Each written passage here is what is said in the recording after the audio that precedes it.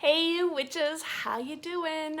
We're back with another video, and today I've kind of got a hot topic for us traditional witches, which is using folklore to build your practice, to build traditionally authentic witchcraft practices.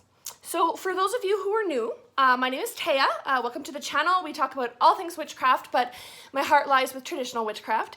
And for those of you who are returning viewers, maybe coming in from another video, welcome back. Thank you so much. And everyone, please consider subscribing. It's a great way to help us build the channel.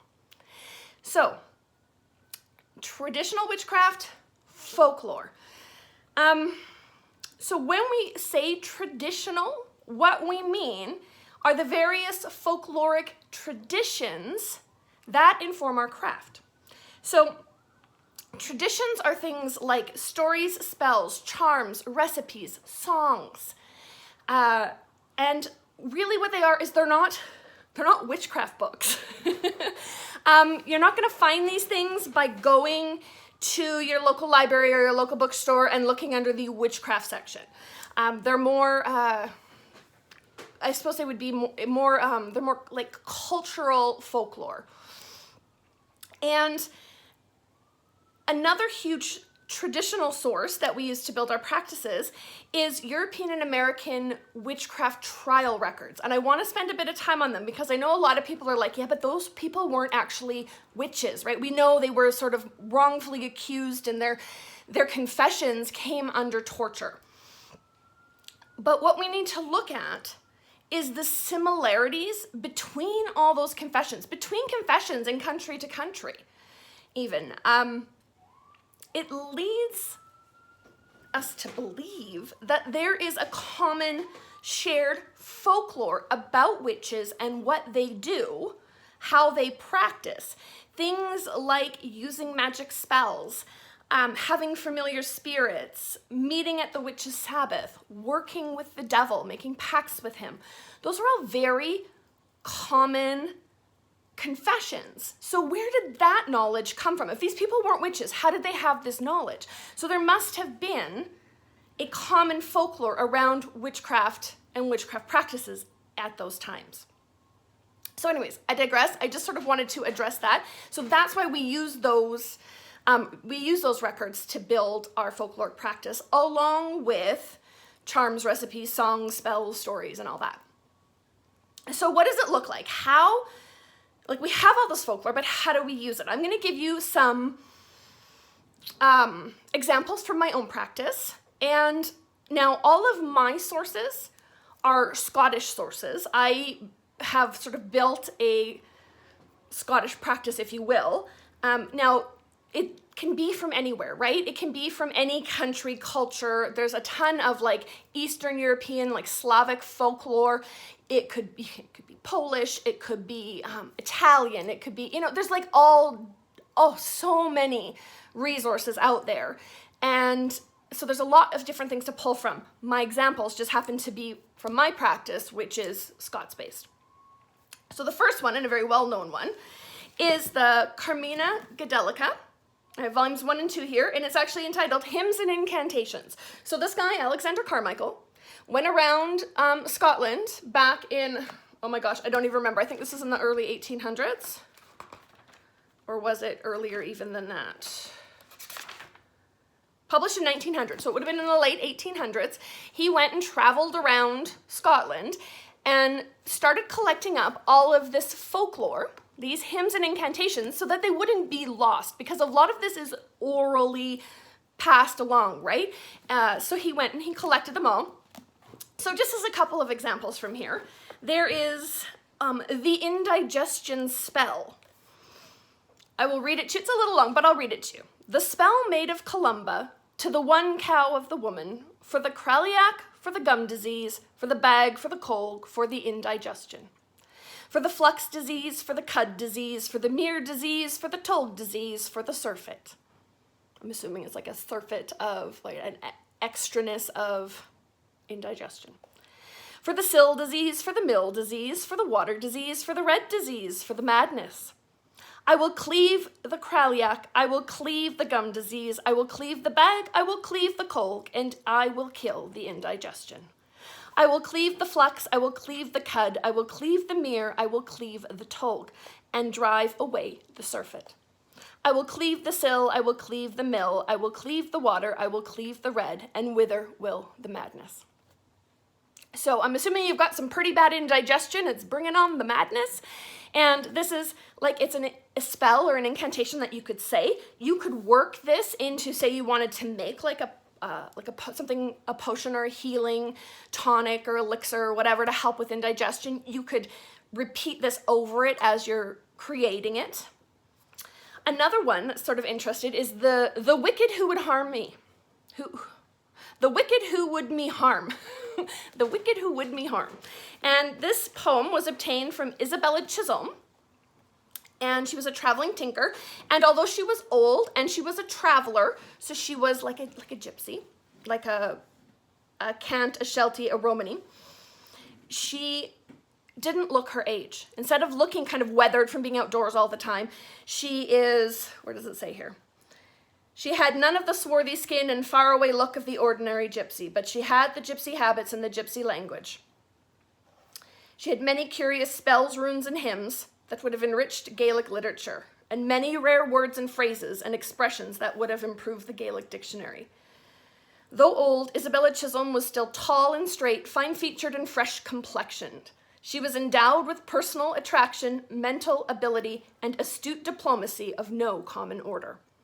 So she was a very exceptional woman. She obviously had some magic about her to be looking so young and fresh, even though she was old and, should be weathered and elderly. She's not. So this is the wicked who would me harm. The wicked who would do me harm, may he take the throat disease, globularly, spirally, circularly, fluxy, pelty, horny, grim. Be it harder than stone, be it blacker than coal, be it swifter than the duck, be it heavier than the lead. So you can almost see the throat disease and this heavy, black, fast-growing, hard mass in someone's throat. Be it fiercer, sharper, harsher, more malignant than the hard, wound-quivering holly. Be it sourer than the seined, lustrous, bitter, salt, 7 times. So again, right, we're with the salt, 7 times. Oscillating thither, undulating hither, staggering downwards, floundering upwards, driveling outwards, sniveling inwards, oft hurrying out, seldom coming in. A wisp the portion of each hand, a foot in the base of each pillar, a leg the prop of each jam, the flux driving and dragging him. So you can see it's like he's like contorting himself because of this throat growth. A dysentery of blood from heart, from form, from bones, from the liver, from the lobe, from the lungs, and a searching of veins of throat and of kidneys, to my contemners and traducers. In the name of the God of might, who warded me every evil, who shielded me in strength from the net of my breakers and destroyers.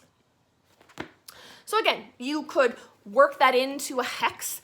You could say that, you could just say the incantation, keeping somebody in mind. You could work it into a whole hex. You could do all kinds of things with that, right? So that's one source of folklore, is actual, to go back and find actual records where people have sort of collected up incantations, spells, just information from past years gone by. The next one I have is the Anthology of Scottish Folktales, so actual folktales. This one I'll tell you about is Thomas the Rhymer.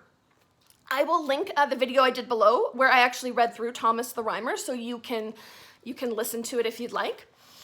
And what do we learn from it? It's about a man who meets the fairy queen and she takes him off to the other world, and you learn all about his voyage, his trip there, and you learn about the fairy queen. You learn about pacting and creating pacts and treating with the fairies. You learn about what goes on in the fairy realm, what you should and shouldn't do, and then his journey back again, and then about the gifts he was given by the fairy queen. He's given the gift of True Thomas, so he can foresee the future. He can tell, they call it, it's like truth telling, but he can, he can see what's going on, and he can have this magical ability. And then he yeah, and then he grows old and he meets up again with the fairy queen in the form of a deer, of a hart, and off they go together. So it's kind of a bittersweet sort of story, but we can learn all kinds of things about the fairy realm and treating with fairies, etc. So that's another good one. I will link the actual reading of that story below if you want to hear it. And then I have another one. This is trial records. So the Visions of Isabel Gowdy. Now the reason I like to pull from Isabel Gowdy is, according to records, she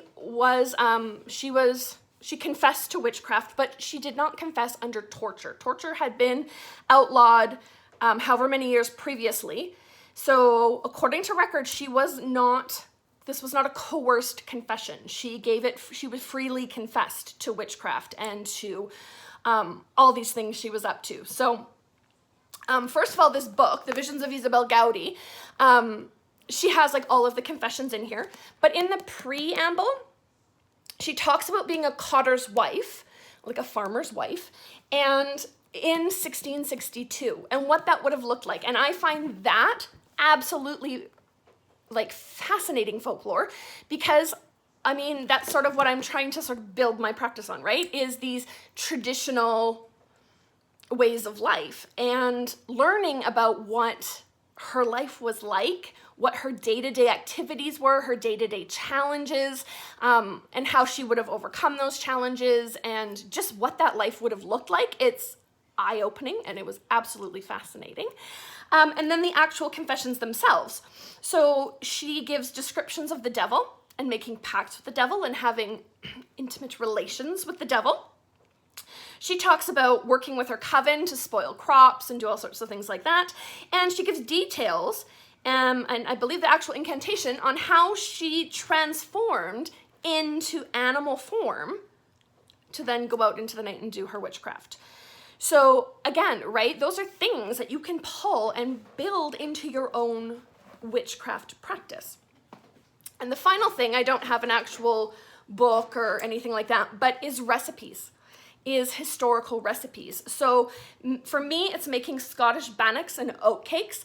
That's what I use when I do, I'll cast my circle, I'll lay my compass, I do my ritual, and at the end we have the hoozle, or the red meal, which is similar to like cakes and ale for people who are more Wiccan based. And I will serve Scottish bannocks that I've made. And again, it's just a tie back into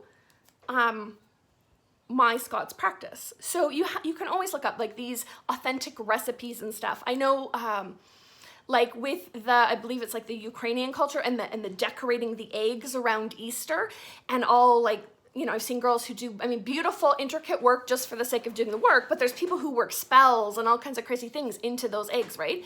So you have like recipes and crafts, like traditional recipes and crafts and things like that. So anyways, you can see how, I hope you can see now, how you can use these differing types of folklore to build a comprehensive traditional witchcraft practice. I don't know, you tell me, what are your go-to resources, right? What kind of folklore do you pull from for your practice? So folklore being, right, things like trial records, but stories, spells, charms, recipes, songs, etc. Things from your traditional background, if you will. So I'd love to know what you guys use, what your resources are. Share in the comments, and otherwise, yeah, we'll catch you again in another video. Thanks so much, you guys.